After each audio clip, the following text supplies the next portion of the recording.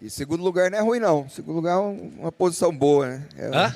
Segundo lugar não é ruim, não. É uma posição boa. É, pô, um carrinho, uma galera, uma torcida, tem fã-clube, tem um monte de coisa, 40%, pô. E tem as coisas que a gente carrega daqui de dentro, né? Então tem o aprendizado que eu tive, uma coragem que eu tive de fazer um pedido de desculpa para uma pessoa lá fora, muito importante na minha vida. E também tirar algum estigma que eu carrego de campeão do Big Brother.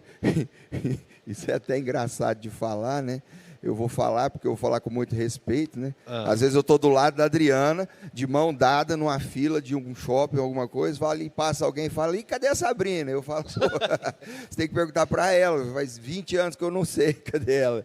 A minha esposa, eu posso te responder. Então, hoje, agora, eu acho que essa pergunta ficou por terra, porque agora as pessoas vão perguntar para mim, cadê a Adriana? Qual